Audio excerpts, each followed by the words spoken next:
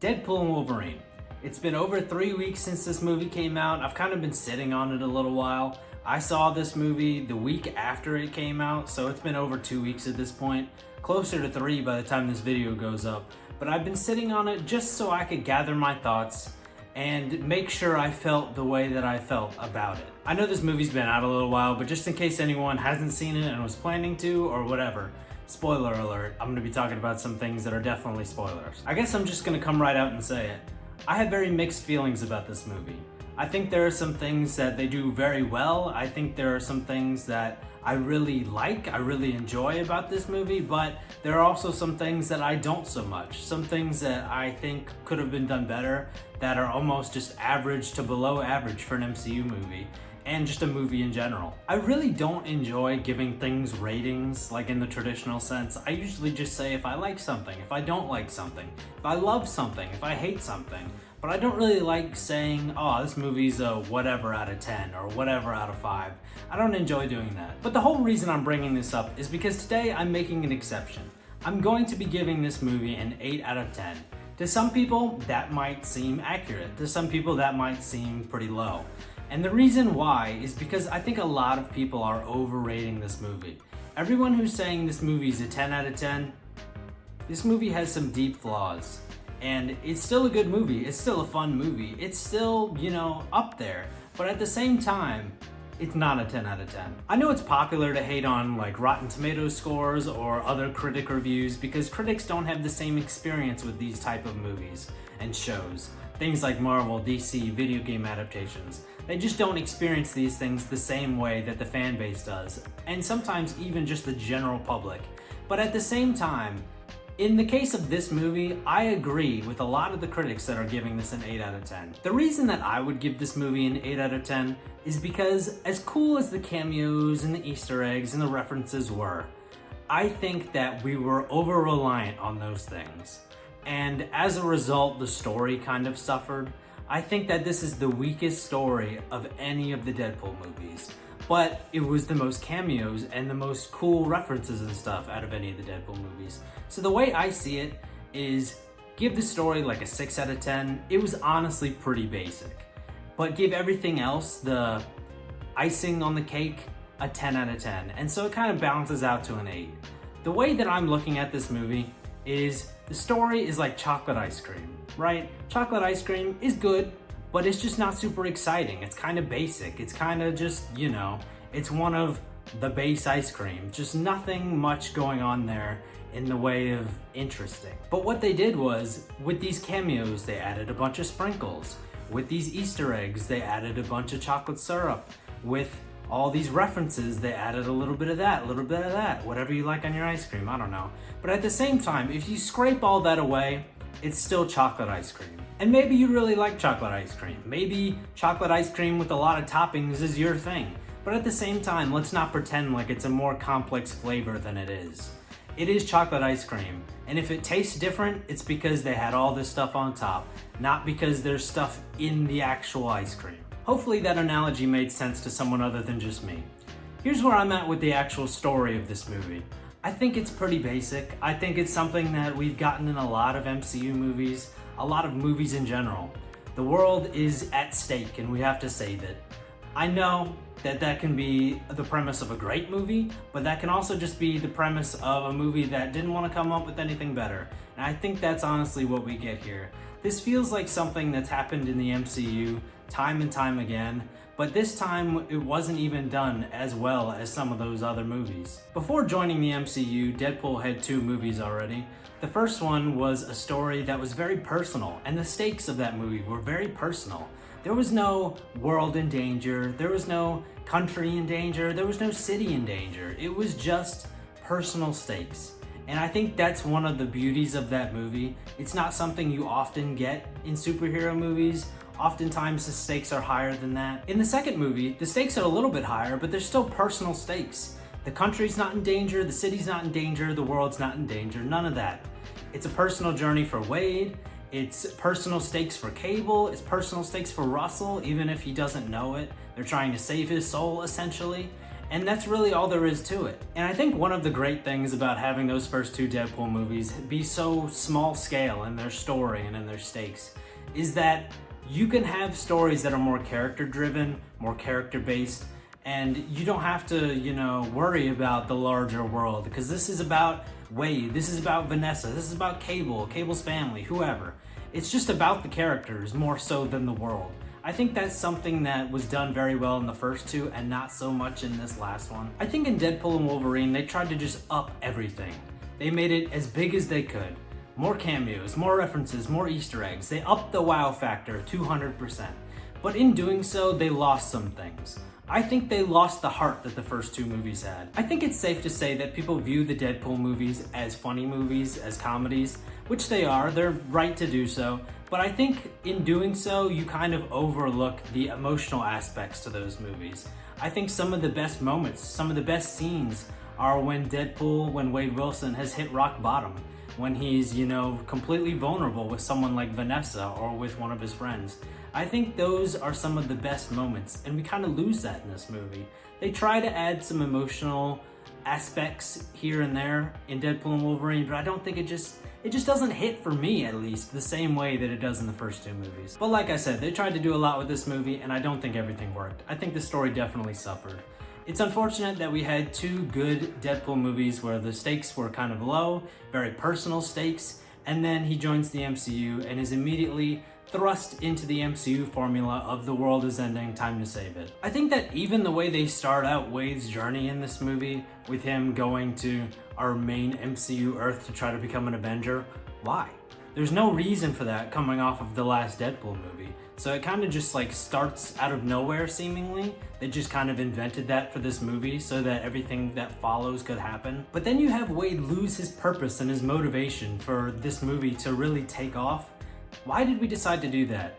Because at the end of Deadpool 2, family is not an F word. You kind of find your place with them. You realize that you're in the place you're supposed to be, and you're doing good things like saving Russell. You have a chance to, be the person that you want to be, and then you kind of just jump to something else in this movie. I don't know. Maybe it's just me, but I feel like we made these characters fit into this story we wanted to tell more so than we wrote a story around these characters. To be honest, I'm not the biggest fan of anchor beings as a concept either. I think that's something we only introduced to explain the death of the Fox universe and the bringing in of these characters to the MCU. I think that if this is the route they were going, if they were going to introduce this as a concept, it should have been done in Loki. If every universe has an anchor being, and that universe slowly dies after that anchor being dies, how do universes live before that anchor being is born? Obviously, they weren't born at the dawn of time, those universes existed. So how does that work? Now, if the anchor beings for each universe were going to be like one of the Celestials, like if Erisham was our universe's anchor being, that would make sense. I could buy that. But unfortunately for me, I was thinking too hard about it, and so as soon as they introduced that as a concept, that was my first thought, is how does that make sense? Maybe that's my fault. Maybe I shouldn't be thinking too much into it, but here we are. Speaking of Loki, we got some things that were introduced in that show reappearing in this movie. We got the TVA, we got B-15, we got a new character from the TVA named Paradox, and I have very mixed feelings about all of those inclusions. The TVA, to me, in this movie doesn't feel like the same TVA from Loki. B-15, for the brief amount of time that she's actually in this movie, doesn't really feel like the same character from Loki. Neither does Paradox, who was introduced in this movie. He just doesn't feel like a TVA agent from the same TVA that we see in Loki. Does that make sense? I just found it kind of off-putting to have a character like B-15 come into Deadpool and Wolverine for a little while, tell some jokes, and then leave. When in Loki, she's a very serious character, and honestly, when you think about her story, a tragic one as well. It's just, I don't know, felt weird to me. B-15 and the rest of the TVA in this movie kind of felt like when you see a character from another show that's doing a crossover. You know what I'm talking about? Where it's the same character or the same organization or whatever, but it just doesn't feel the same. That's how I felt. It just felt like we were, making a guest appearance somewhere else. I guess there's not much you can do about that because Deadpool and Wolverine is very tonally different from Loki. So the TVA and B-15 and whoever else was obviously gonna be different. But at the same time, I feel like if they would have kept those things more serious, then it would have compensated in this movie for the lack of heartfelt moments, the ones that I think we had more of in the first and second Deadpool movies. I think that if we would have kept those serious characters and serious, organizations, it would have kind of compensated for that a little bit, and that would have resulted in more heartfelt moments with Wade. But let's talk about the other characters that were introduced in this movie or made reappearances in this movie. I think that Cassandra Nova was a good villain. She's not a great villain, not by X-Men standards or by MCU standards, but she was good enough to get the job done. She wasn't one of those villains that you'd look at and be like, she's forgettable. She might not be the most memorable, but she was good enough for this movie. This movie had lots and lots of cameos. Some I really liked, some actually affected the plot. Some didn't even have lines, blink and you'll miss them. So let's talk about some of those. Some that I like, some that I thought could have been better. I think that Chris Evans coming back to play Human Torch is one of the best cameos in this movie. Obviously super cool, very glad that I didn't get spoiled on it, but I do have an issue with it. And it's an issue that I have with a few of the cameos.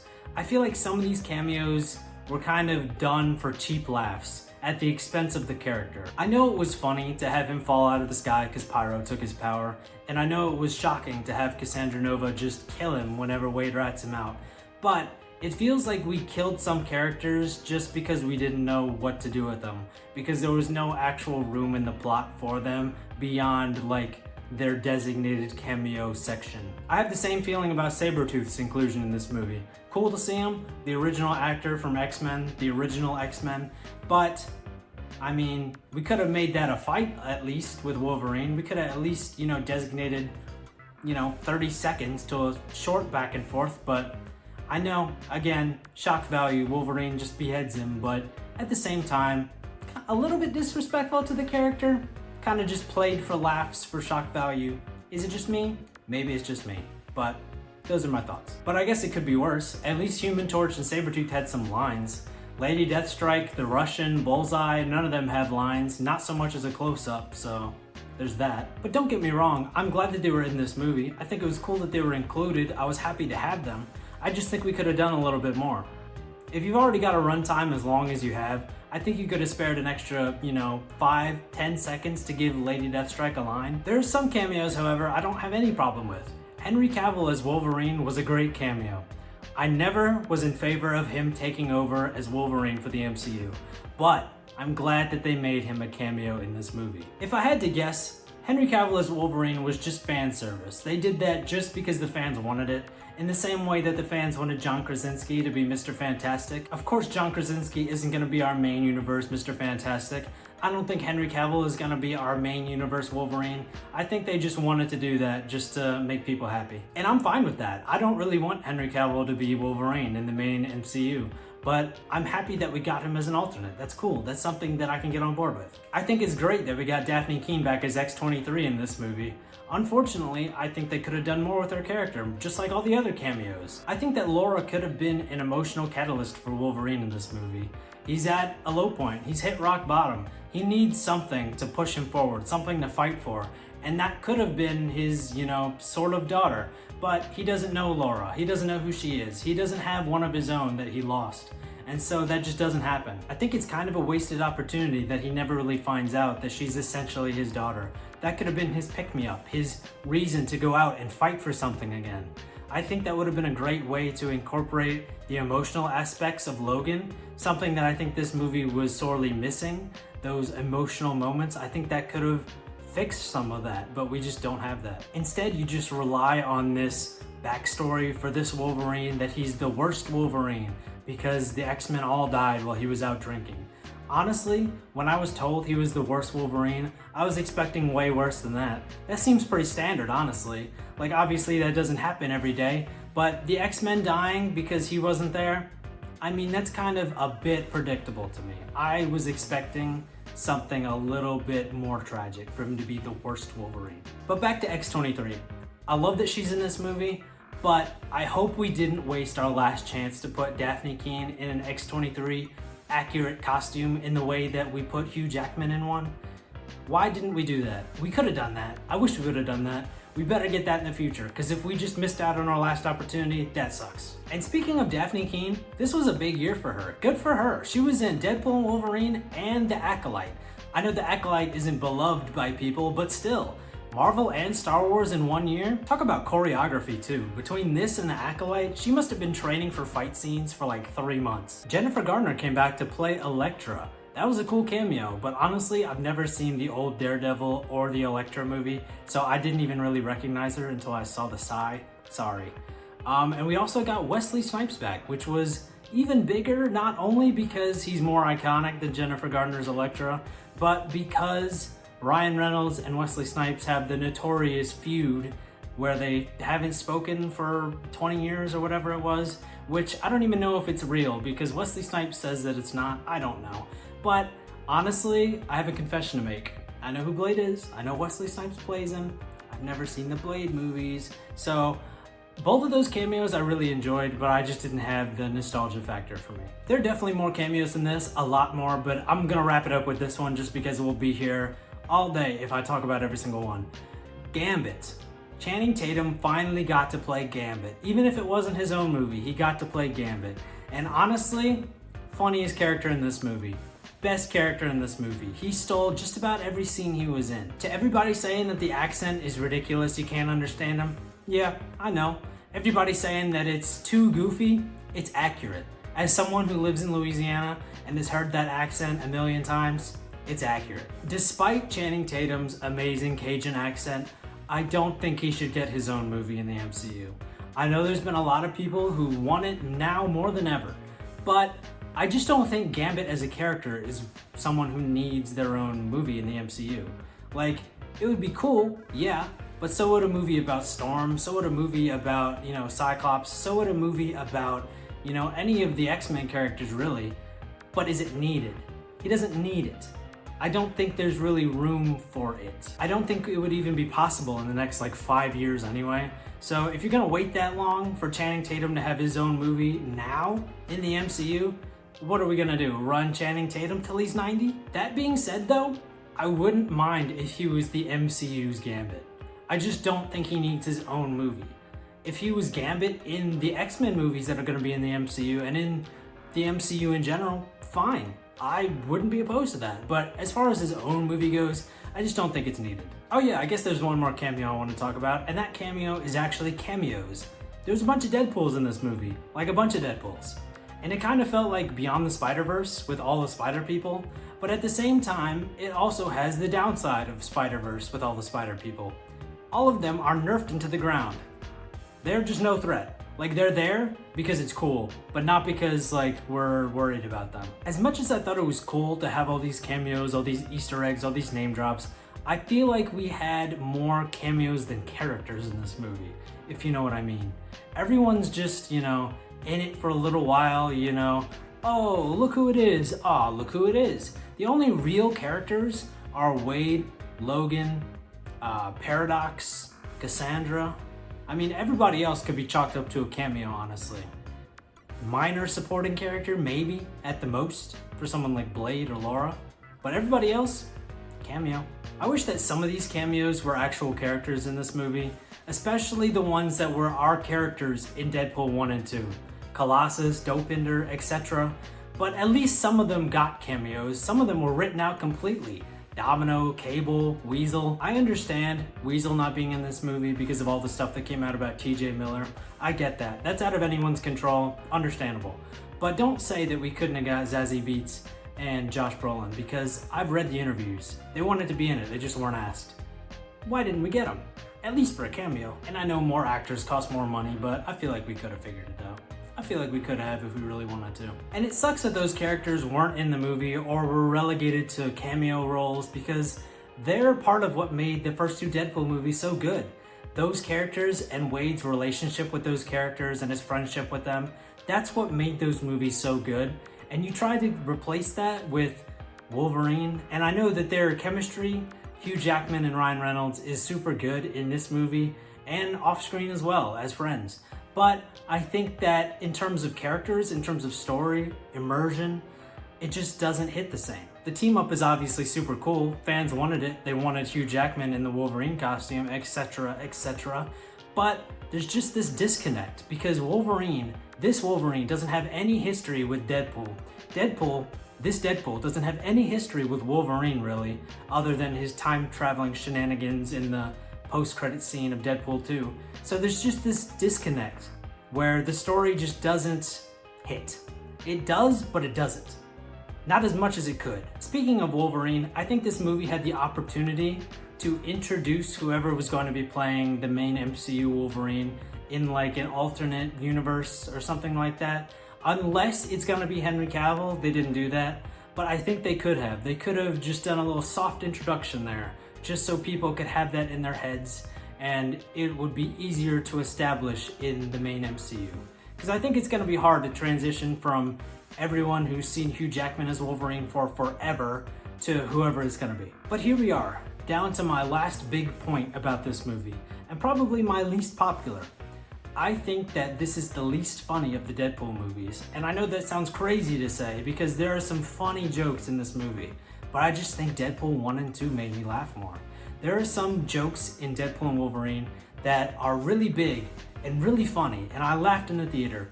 But there are some of the bigger jokes, some of the ones that kind of get brought back around a few times, I just never found funny. Maybe they were kind of funny the first time, but we have several jokes in this movie that just keep going and going and going, and it's like, why? It wasn't that funny to begin with.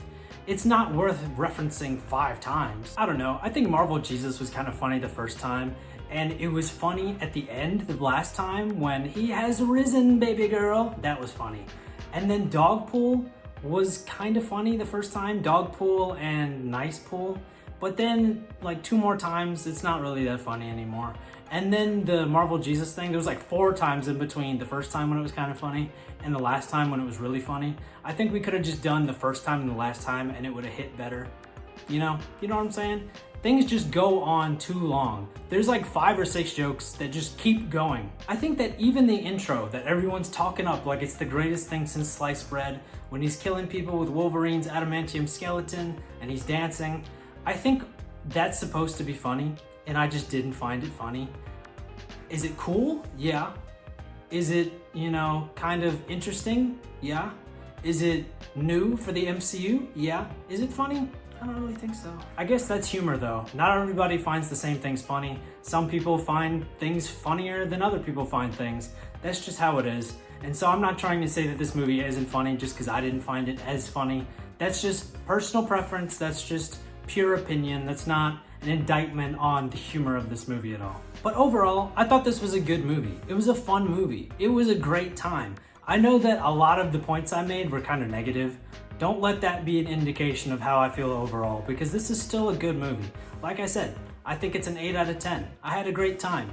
It just wasn't my favorite Deadpool movie. In this instance, it might just be better to not even think of this as Deadpool 3. After all, it's not called Deadpool 3. Just look at it as its own thing and take it for what it is. I think that's the best course of action with this movie. Maybe some of the problems I have with this movie will kind of, fade over time. Let's just see how it ages. It might get worse, honestly. I could have more problems with this as it ages, but I could also not. I could also not care as much and kind of just get immersed into it more. I don't know, we'll see. Either way, I think that the MCU should probably take a step back from the multiverse saga at this point. I don't know how long we're continuing this, but I think that in the next year or 2, we should probably wrap that up. The MCU's multiverse saga has not been received in the best light. I think that there are some things that have been better than others. I think this movie was better than, some of the other multiverse movies, but at the same time, I think that we tried it. It had its ups and downs. I think we should probably take a step back. Even though I don't think this movie's a 10 out of 10, like a lot of people are saying, I don't doubt that it's gonna continue to be a financial success. It has absolutely exceeded a lot of the previous MCU projects. So, there's nothing more you can say about that. The fans are happy, and even if I have my problems with this movie, I think it was still a good movie. The review might have been a little bit down in the dumps. I might seem kind of dour, but it's a good movie. It's worth seeing. It's a fun time, Don't not go see it. Well, I think that's all I've got to say about this movie. I do recommend checking it out. It is a good movie, but I've talked too long. My throat hurts, so I know that this is gonna be like 30 minutes long. But what did you think of this movie? Have you even seen it yet? It hasn't been out that long. 3 weeks? I guess that's a long time for in theaters. But anyway, what did you think? Let me know in the comments down below. Is there any part of what I said that you agree with, disagree with? I don't care. Let me know. If you want to help me out here on YouTube, liking this video, commenting, subscribing to the channel, check out some of my other videos. All of those things help. But until next time, bye. Hey guys, it's me, Wolverine, from the X-Men. I cannot see whatsoever, but look, here are my claws. Look, boink, ow. X-Men.